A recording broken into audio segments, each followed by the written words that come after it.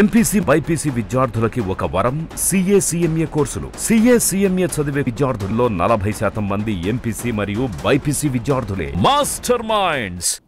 Media మిత్రులందరికీ భారతీయ Janata party నుంచి నమస్కారాలు తెలియజేసుకుంటూ, మీ అందరికీ తెలుసు 2015 జూన్ 25 కేంద్ర ప్రభుత్వం, నరేంద్ర మోడీ గారి యొక్క ప్రభుత్వం దేశంలోని ప్రధానమైనటువంటి 100 నగరాలను స్మార్ట్ సిటీస్గా ఎంపిక చేస్తూ మౌలిక సదుపాయాలు, మెరుగైనటువంటి జీవన ప్రమాణాలు కల్పించాలనేటువంటి ఉద్దేశంతో ప్రకృతి సంరక్షణ, ఆరోగ్య సంరక్షణతో పాటు మరింత మెరుగైనటువంటి సౌకర్యాలతో జీవన ప్రమాణాలు పెంచాలనే లక్ష్యంతో స్మార్ట్ సిటీ మిషన్ను ఏర్పాటు చేస్తూ 1,86,000 కోట్ల రూపాయల నిధులతోటి ప్రారంభించడం జరిగింది. అందులో భాగంగా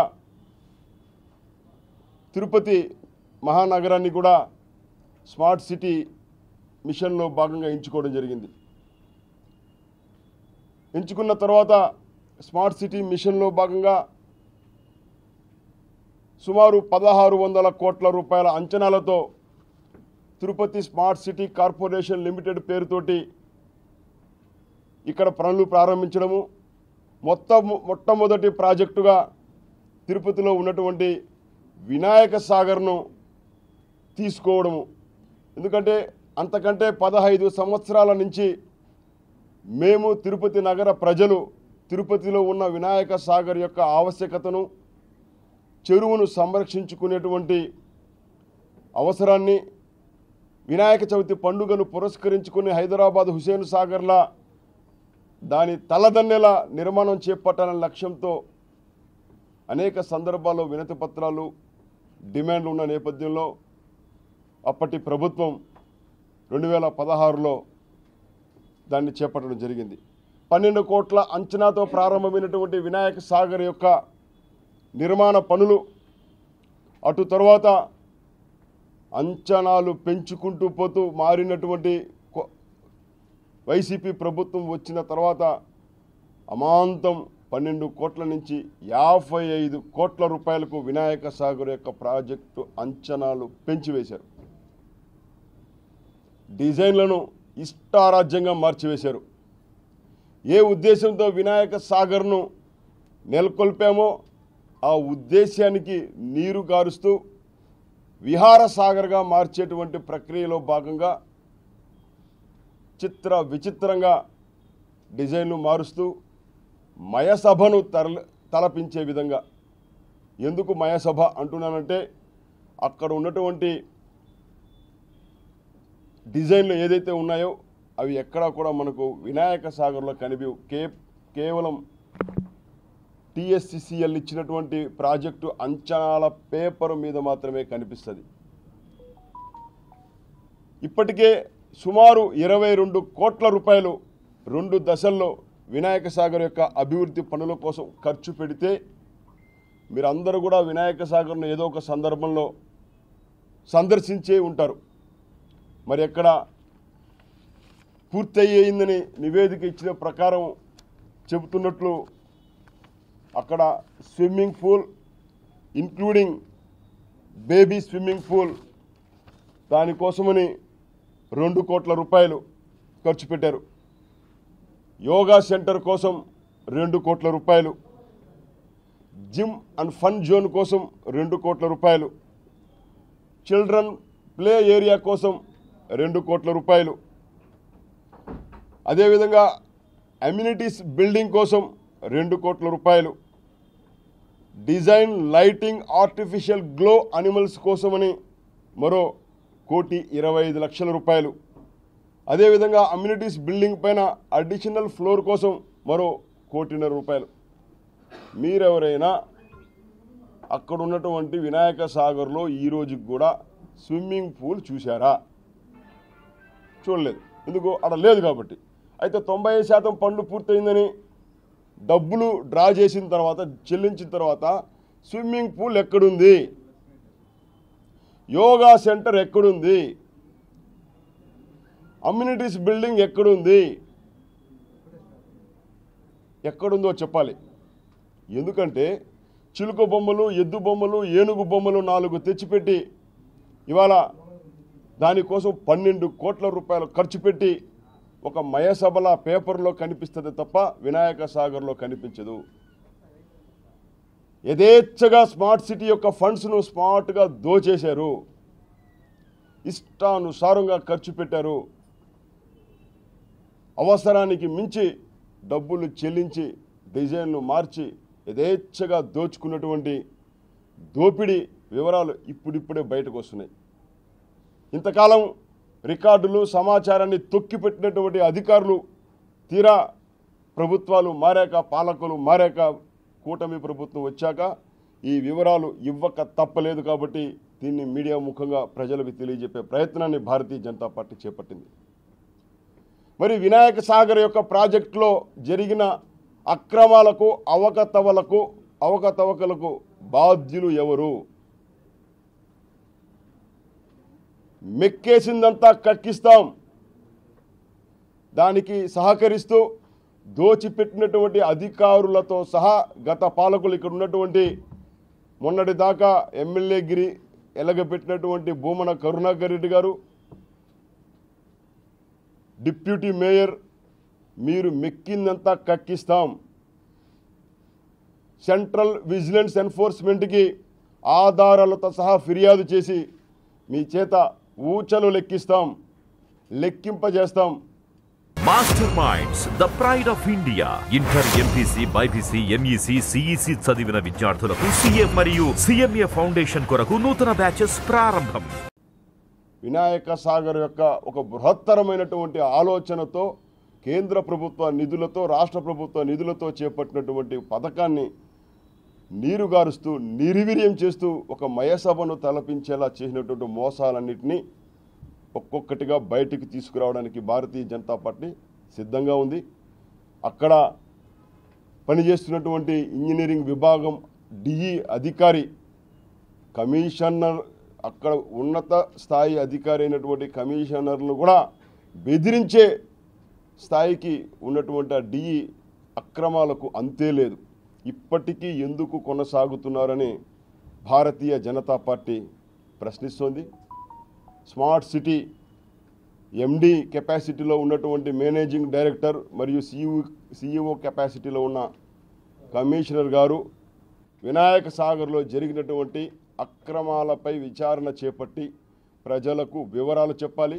అక్రమార్కులపైన చట్టబద్ధమైనటువంటి చర్యలు చేపట్టాలని భారతీయ జనతా పార్టీ డిమాండ్ చేస్తుంది. ఇక అత్యంత ప్రతిష్టాత్మకమైనటువంటి శ్రీనివాస సేతు యొక్క నిర్మాణం కూడా స్మార్ట్ సిటీ మరియు కన్వర్జేషన్ కింద టీటీడీ యొక్క నిధులతో కలిపి సుమారు 683 కోట్ల రూపాయల ఖర్చు పెట్టి 95% పనులు పూర్తి అయ్యాయని చెప్తున్నారు. దానికి అనుబంధంగా సుమారు 90 కోట్ల రూపాయల ఖర్చుతోటి స్మార్ట్ స్ట్రీట్స్ యొక్క నిర్మాణం ఎక్కడ జరిగింది? ఖర్చు పూర్తయిన తిరుపతి నగరంలో 7 కిలోమీటర్ల మేర నిర్మాణం చేపట్టాల్సిన స్మార్ట్ స్ట్రీట్స్ యొక్క నిర్మాణం ఎక్కడ ఉంది?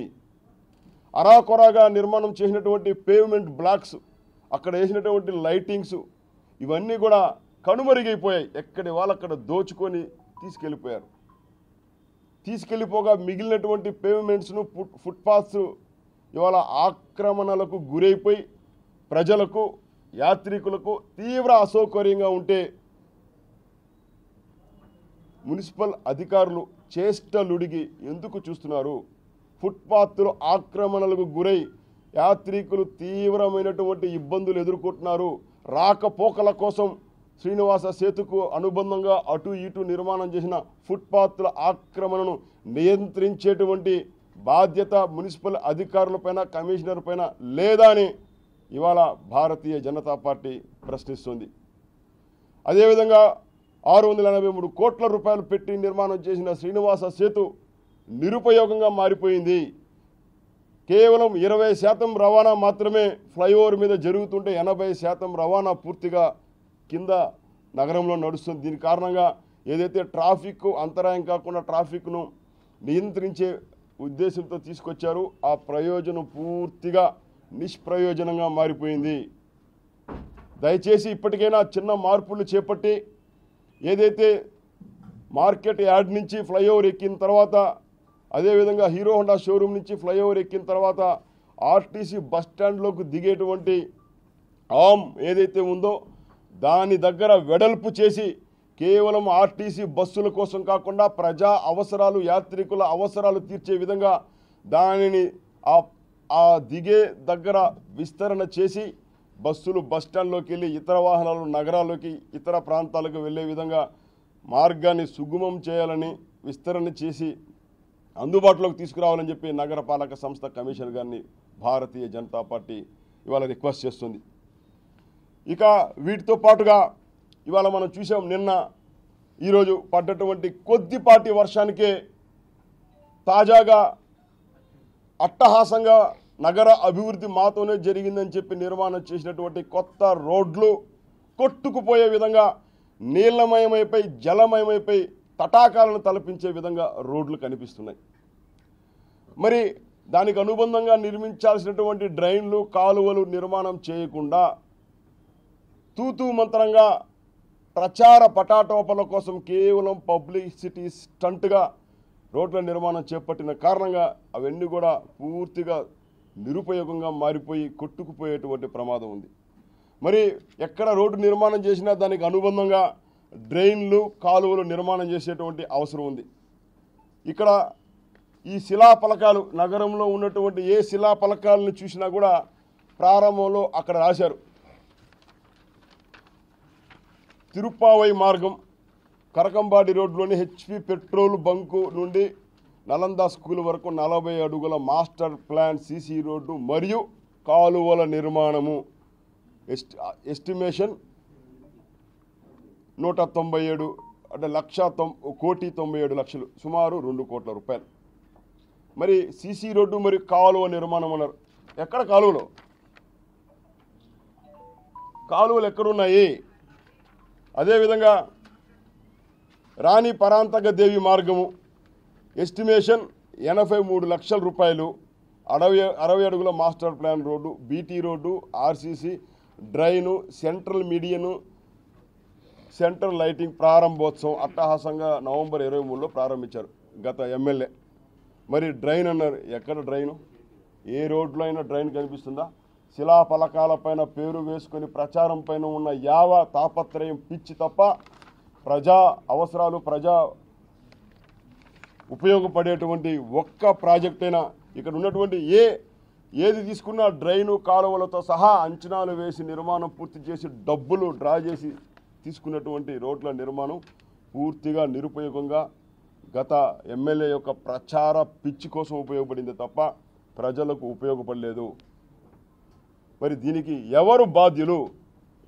అదేవిధంగా అట్టహాసంగా అవసరం లేకపోయినా 2,30,00,000 రూపాయలు ఖర్చు పెట్టి తిరుపతి నగర వీధులకు ఏమాత్రం సరిపోని డబుల్ డెక్కర్ బస్సులకు డబ్బులు ఎక్కడివి, ఎవరివి?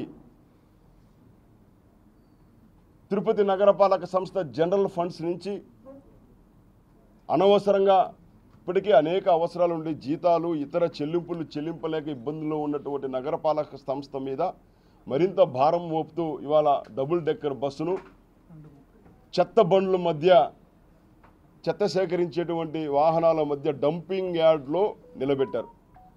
నేను అడుగుతున్నాను, ఎవరి ఒత్తిడి మేరకు కౌన్సిల్ తీర్మానం చేసి 2,30,00,000 రూపాయలు ఖర్చు పెట్టి డబుల్ డెక్కర్ కొనిందో ఆ డబుల్ డెక్కర్ను వాళ్ళ ఇంటి దగ్గర పెట్టి వాపసు ఇచ్చేసి ఆయన ప్రచారానికి బలి అయినటువంటి ప్రజాధనాన్ని రికవరీ చేసే క్రమంలో డబుల్ డెక్కర్ బస్సును అప్పటి డిప్యూటీ మేయర్కు వెనక్కి ఇచ్చేసి ఆ ధనాన్ని నగరపాలక సంస్థ రాబట్టేదానికి చట్టబద్ధమైనటువంటి చర్యలు చేపట్టాలని చెప్పి ఇవాళ భారతీయ జనతా పార్టీ డిమాండ్ చేస్తుంది.